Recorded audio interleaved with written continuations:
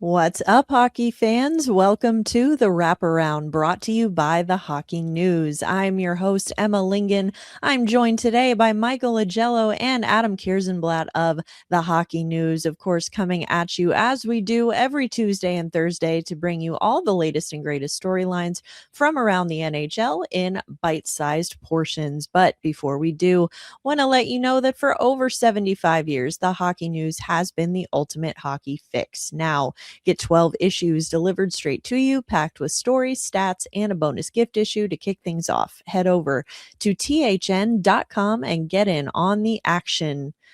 All right. Well, guys, we got to start this week talking about Quinn Hughes. 3 assists against the Montreal Canadiens on Monday. He became the third fastest defenseman to reach 400 assists in his career. Only Bobby Orr and Paul Coffey doing so in fewer games than Hughes did. He's played just 25 games for the Wild, and he's already broken Ryan Suter's record for the most 3 assist games by a Wild defenseman. Suter played nearly 700 games in a Wild jersey, for reference there. Bill Guerin, of course, has not shied away from signing big contracts in the past. We saw him do that with Kirill Kaprizov, and we all know Hughes is set to become a free agent after next season. So, Mike, I'll ask you first. Do you think Hughes could end up earning just as much as Kaprizov if he does decide to sign with the Wild? And what kind of roster or salary cap gymnastics would have to happen for that to be the case?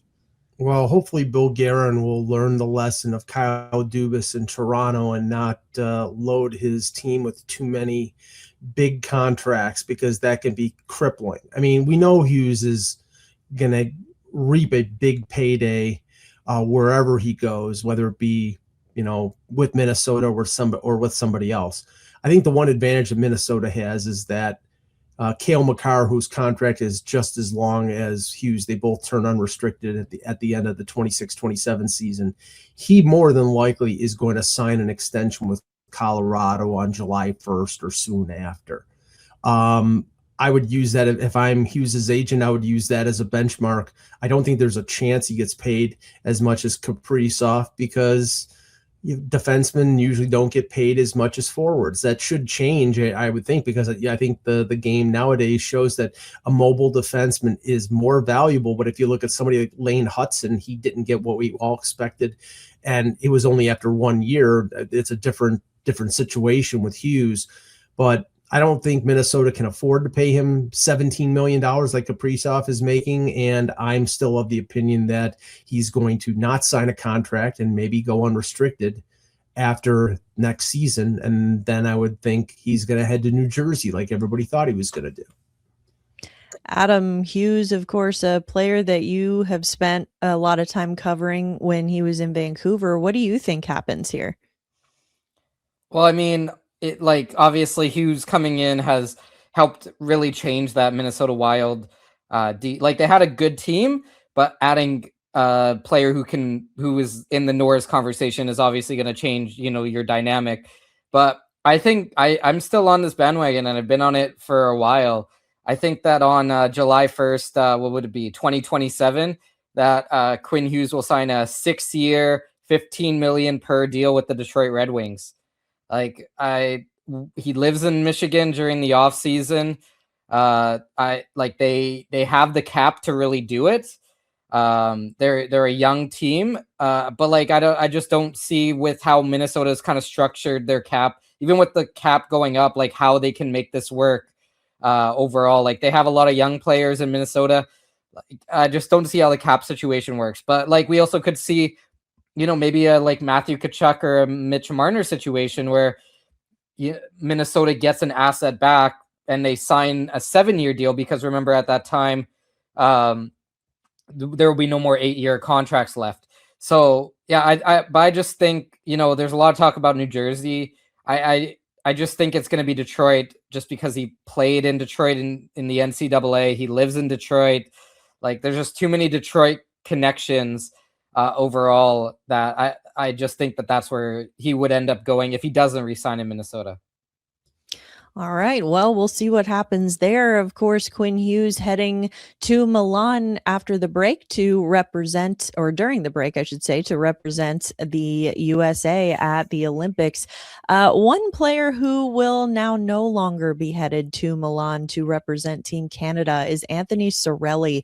Tampa Bay Lightning center exited the Stadium Series game against the Boston Bruins over the weekend after taking a big hit. There was some hope that maybe the injury might not be as serious as it initially looked afterwards, but he is now officially out for the Olympics, and Sam Bennett has been named as his replacement on Team Canada. So, Mike, just want to get your thoughts. What do you think of the replacement? Do you think that was the right call? I'm a little surprised because Cirelli was sort of pegged to be one of the big penalty killers for Team Canada.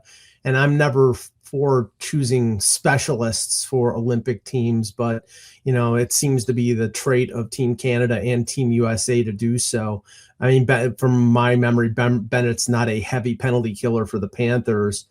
I'm surprised it wasn't Zach Hyman, because Zach Hyman has killed penalties effectively in Toronto and Edmonton, and he has really started scoring playing with McDavid. But he's a winger and Cirelli's a center. Now they have plenty of centers that can fill in if Cirelli was going to play center on the Team Canada's fourth line.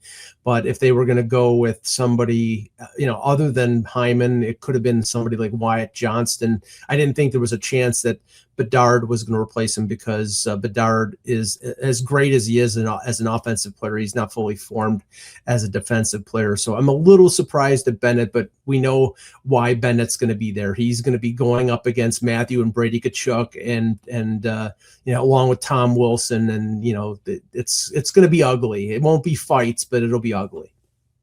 Yeah, no fighting at the Olympics, but definitely some physicality, it seems like. Adam, do you agree with the decision to replace Cirelli with Sam Bennett? Anyone else who maybe you would have looked at as his replacement?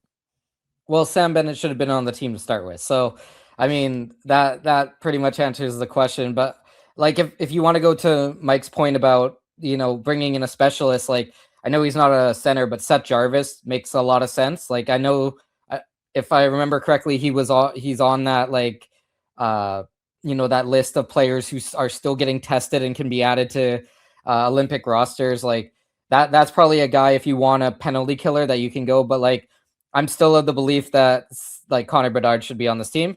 I don't really, I know that there's questions about Bedard's defensive game, but like, so what?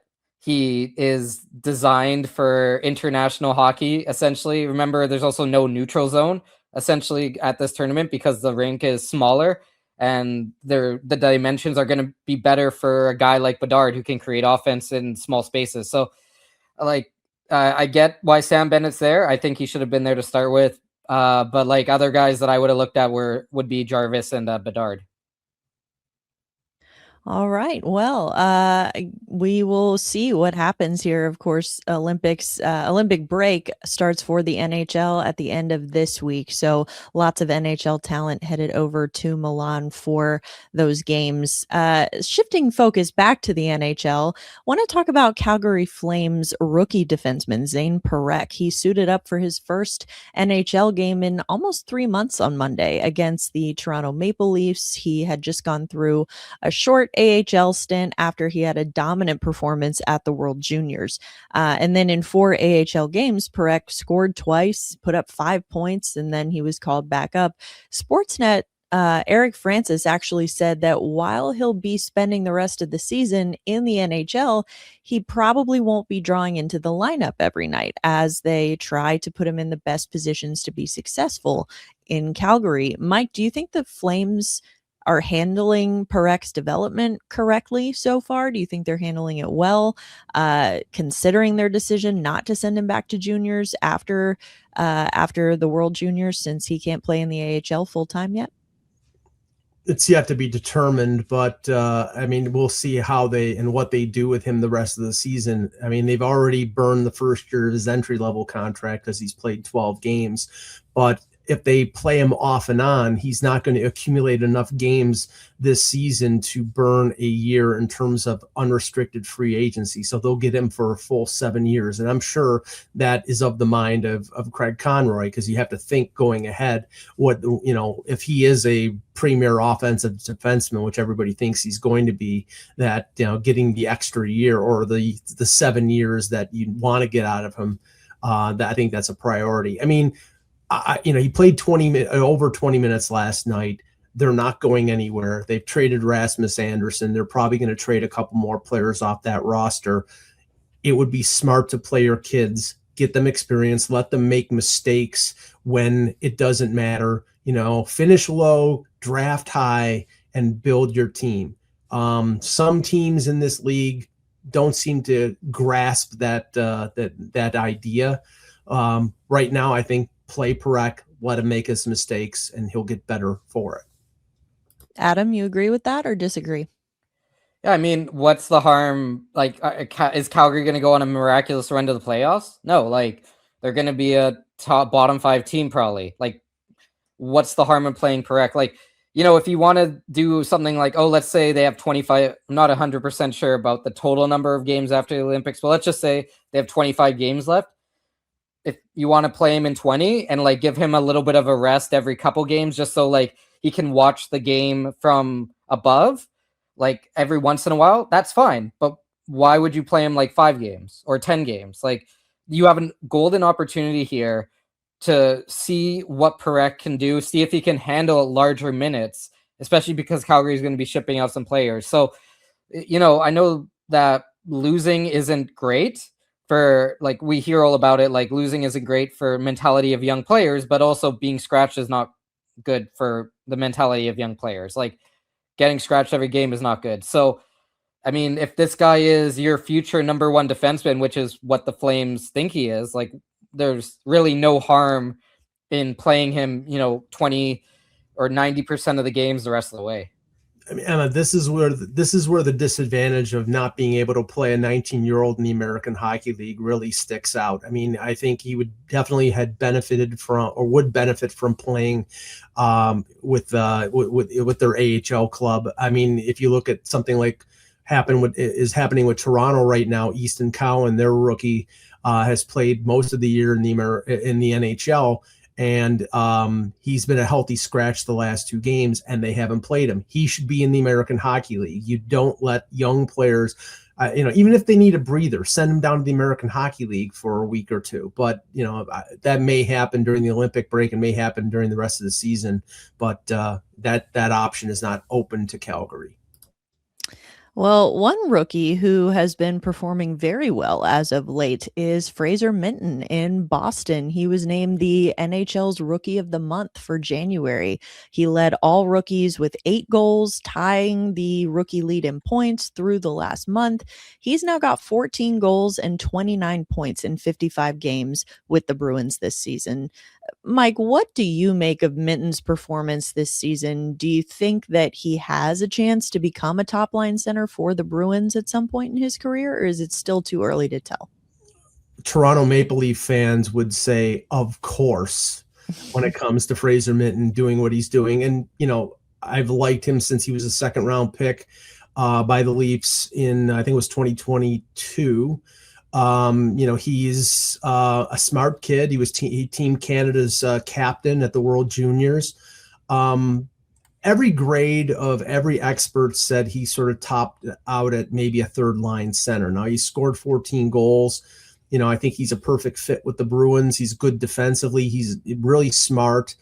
I just don't think he's going to be a top-line center. I mean, best case scenario, he's between a 2 and a 3, and he probably scores 20 to 25 goals. But you're getting that out of a guy on his entry-level contract, as well as a top 5 protected, from the Leafs' perspective, 1st-round pick for Brandon Carlo, who has had some issues in Toronto in terms of injury.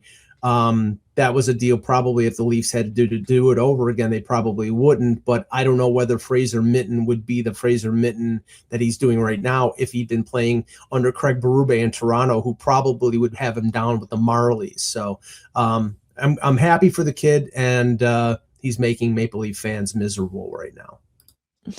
Adam, what do you make of this season that Minten is having so far?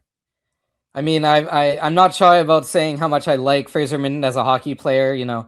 I even got in trouble with Bruins fans earlier in the year for suggesting, when Bruins were in on Kiefer Sherwood, that if they are going to get a prospect back, you got to swing for Fraser Minten, because that's exactly who you need. But I mean, like, what more? Like, he's in the conversation for Rookie of the Year now. Like, I heard on the radio here in Vancouver, people were saying it's like the Tuukka Rask trade with Toronto years ago. But I mean, just looking at Minten, there must be something special on that water up in Kamloops, because Fraser Minten, Logan Stankoven, Emmett Feeney, Harrison Brunke, like, that's those are four pretty good players who all have NHL experience now and have arguably overplayed their draft position. So from a WHL perspective, it's awesome to see Fraser Minten excel. Like, I've talked to him a couple times when he was in the dub. He's very thoughtful. He understands what his role is. He understands his game. He's one of those players that's like, I'm just going to keep it simple. Like, I'm not going to try to overthink a lot of stuff. And that's what you need when you're a rookie. So, I mean, this is a home run for the Boston Bruins. And yeah, I think he is a middle six center. Like, he might be a top line center if the Boston Bruins like bottom out, but like, he is a player that can probably get you 20 goals, 45 points, and in the future is going to be a key part of their penalty kill. Well, great season so far for Fraser Minten in Boston. Unfortunately, the same cannot be said for one Patrik Laine in Montreal. He hasn't played, actually, in Montreal since October, when he was shut down to have surgery to repair a core muscle. The return timeline was initially 3 to 4 months. He passed the 3-month mark last week. That being said, he has practiced with the Canadiens, but return to the lineup still not imminent for Laine, and the team would have to make room for him whenever he is ready to return to the lineup. Mike, when you look at this situation with Laine, does he have any trade value left at this point? I mean, is this a guy who could be traded? And if so, what kind of teams would make sense for him? If he has any trade value, it's negligible because of the injury situation and his limitations as a player when he is healthy. He's basically a very good power play specialist. 5-on-5, he's a disaster. He's pretty much always been a disaster in Winnipeg and Columbus and Montreal in terms of 5-on-5. I would think that if they can fit him and move things around, he would be a good keep for the Canadiens, because they're looking to, they're probably in a playoff spot and they're looking to maybe, and he's not a center, but he can add that offense and add that shot on the power play. But if you're talking trade here and he is healthy, then it's probably the teams that strike out on Panarin. And so you're talking Los Angeles, maybe Washington, a couple other teams, not Florida, because I think Florida now is out of it. But I think he's a plan B or plan C for the teams looking to add scoring if they can't get Artemi Panarin on a long-term extension. Adam, what do you think happens here with Laine? I don't know if he gets traded. Like, the only situation I could think of that he gets traded is if it's like he's traded to a team that's going to miss the playoffs and it's kind of like a cap situation. I was thinking about, like, would they ever do a mutual termination of contract? But I don't think that would, giving up that amount of money, like, I don't know if that would actually happen, because it would have to be done pretty quickly just based off the NHL rules. But I also don't like, when you're looking at Patrik Laine, like, it's kind of sad what's happened at this point, because it was supposed to be him and Matthews, right? Like, that was supposed to be them going back and forth all as a 1 and 2, like, for years, but obviously because of injuries hasn't happened. But yeah, like, I mean, I'm also interested to see who takes a swing at him in free agency, if somebody does, and what type of contract that is. But, like, I don't see a contender going out and trying to get him, just because there's too many injury questions. And also because, remember, the salary cap applies in the playoffs this year. So you have to be mindful of that on top of it. So Yeah, unless it's something where we saw didn't Ryan Ellis just got traded for like a second time, like he's not playing, right? Like unless it's a trade where it's like a cap situation, cap money going back to bring in somebody for Montreal, like I don't see him getting traded to a contender. Yeah, Hall of Famer Shea Weber still under contract with the Chicago Blackhawks. So we do see it happen sometimes. Players who are injured or no longer playing get traded. But yeah, tough situation there for Laine. We got to talk about over the weekend the crazy outdoor game in Tampa, the outdoor game, the Stadium Series. I was about to call it the Winter Classic. That was a month ago. The Stadium Series between the Tampa Bay Lightning and the Boston Bruins. It was a crazy game, 5-goal comeback for Tampa to win it in a shootout. It was uncharacteristically cold for Tampa, but maybe a good thing for outdoor hockey. Mike, we've talked about these outdoor games on the show quite a bit before. Do you have any kind of out of the box ideas for outdoor game locations in the future? Because if you think about it, Tampa was already pretty out of the box, just considering, the climate, maybe not this particular weekend, but generally speaking, the climate in Tampa. If they've kind of gone off the book here now, where else could the NHL pivot to kind of create these novel experiences for these outdoor games? Well, some of my out of the box choices are places that they're going to go. I mean, we've heard, possibility of them. I don't think they've announced anything in Texas or I think I said on a previous wraparound Nashville, and they're so some of my ideas have already been stolen. I should have copyrighted them from the NHL.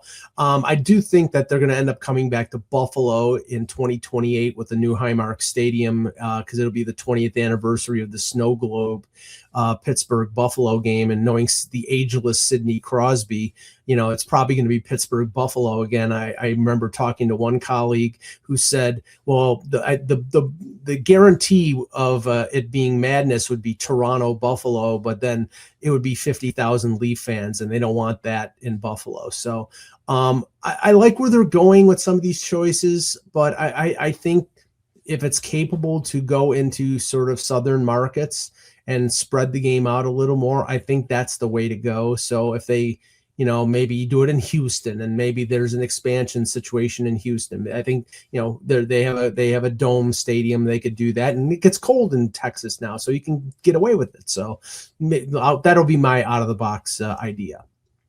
Well, I'm with you. They stole my idea too. I thought Utah would be a great place, and that's where they're going to be doing the Winter Classic next year. And Stadium Series next year is going to be in Texas, AT&T Stadium, between Dallas and Vegas. And Nashville has already hosted one. Dallas and Nashville have played at the Cotton Bowl in the past, so they're kind of running out of options here for maybe out of the box locations. Adam, anything come to mind for you as where the NHL might look to expand next for these outdoor games? Well, I think the best option is go international, go outside of North America at this point.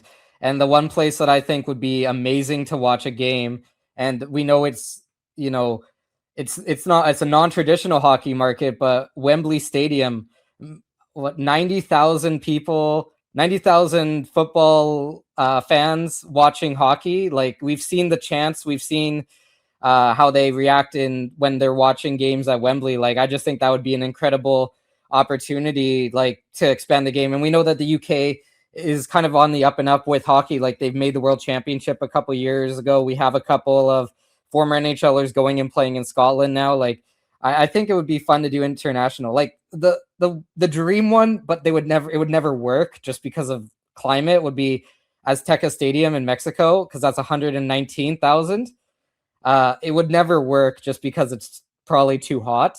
Like, I don't see how they could cool the ice down to that, but like, why not just go international at this point and try to grow the game internationally? Not a bad idea. As long as you guarantee a goalie fight, I think anywhere they do it will work.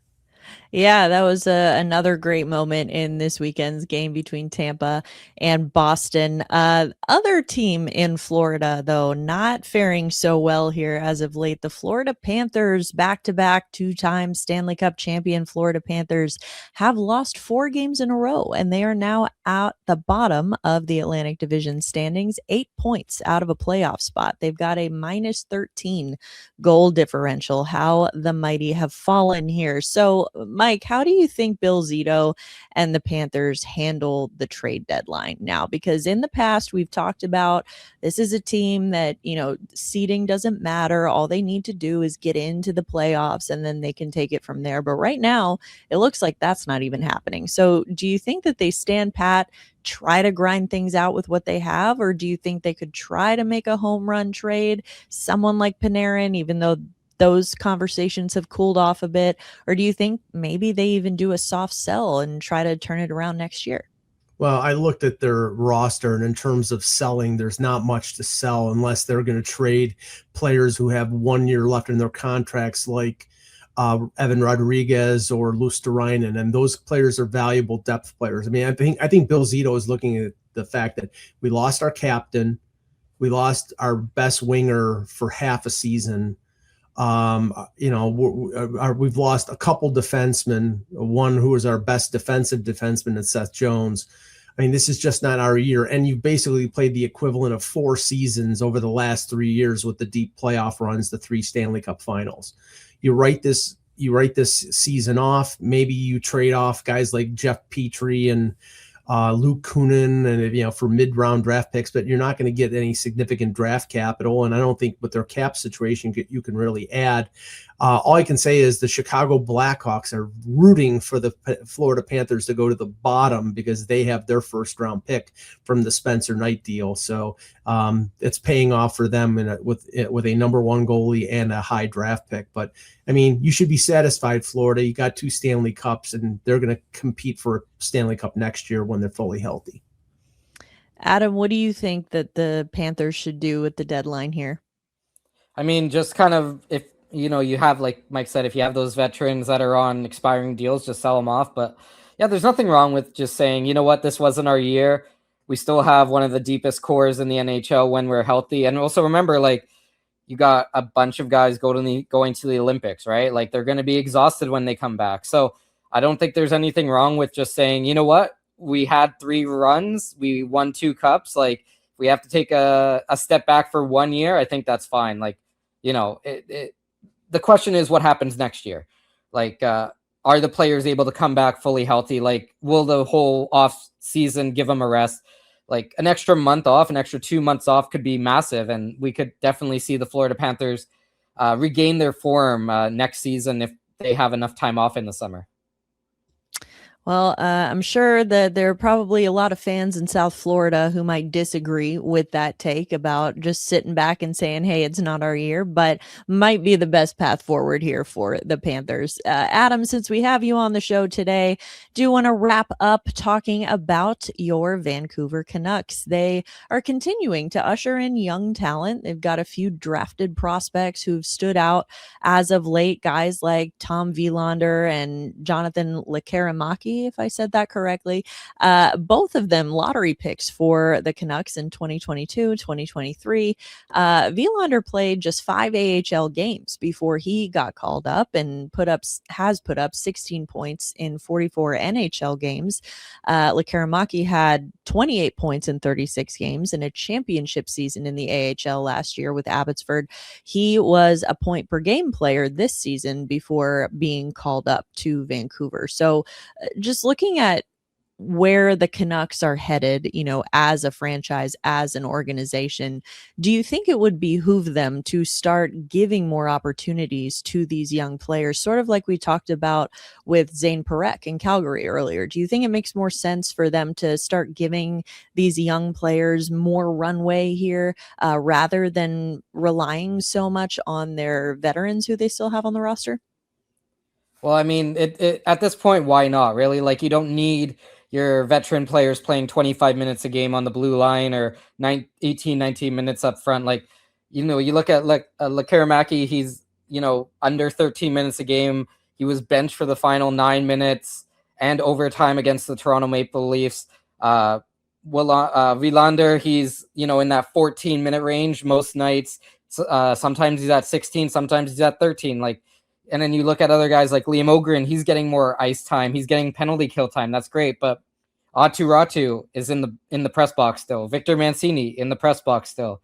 Zeev Bouillon was getting opportunities, and then he had the healthy scratch. Nikita Tolopilo is still behind Kevin Lankinen. So, at this point, it really is why aren't you just playing the young guys a lot more? And I get what Adam Foote is saying about you don't want to put them into, you don't want to give them too much. You don't want to put them into bad situations, but you're the worst team in the league and you're probably going to have the best odds at first overall. So why not stress test these kids a little bit? You're not going to get another opportunity like this where you have, this 25-ish game stretch where you can say, listen, we're going to give Elias Pettersson and Willander 18 minutes a night. We're going to play him on the penalty kill and see what happens. We're also going to give Lekkerimaki 15 minutes a night. We're going to give Ogren 18 minutes a night. We're going to give Ratu 15 minutes, Sasson, Carlson, all of these guys. There's no harm in it at this point. I get the argument that, they're showcasing certain players, but I mean, let's be honest here. If NHL teams don't know what Evander Kane or David Kampf or Teddy Bluger can bring to their lineup, then that's more concerning on the opposing team than the evaluation. So just play the young kids, give them that opportunity. And you know what, if it works out, it works out. Then you know what you have for the future going forward. Mike, what do you think about all this?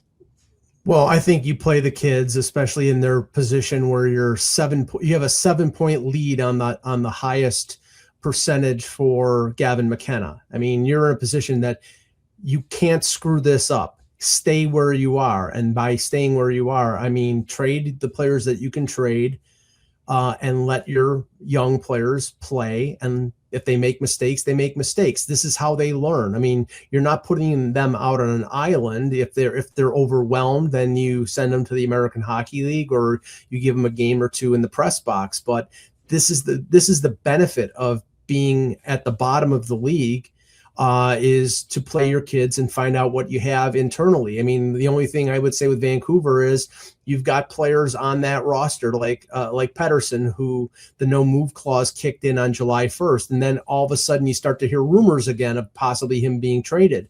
It's okay, that makes no sense. Either you're going to keep that guy and he's going to be part of your team for the next 5 or 6 years, or it was incumbent upon you, if you're Patrick Allvin and Jim Rutherford, to trade him while you could trade him. And if now after the fact they're saying, ooh, maybe we should have, well, then maybe they shouldn't be GM and team president.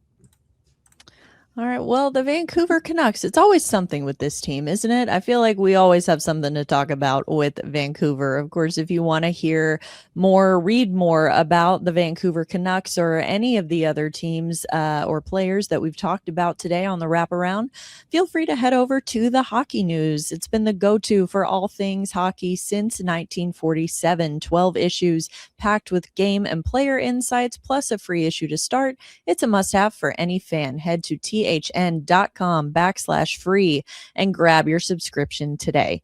That is going to do it for today's episode of the Wraparound. Thank you so much to everyone who tuned in and listened to us talking some hockey. We really do appreciate it. We will be back with an all new episode on Thursday. For Michael Augello and Adam Kierszenblat, I'm Emma Lingan. This is the Wraparound, and we will see you next time.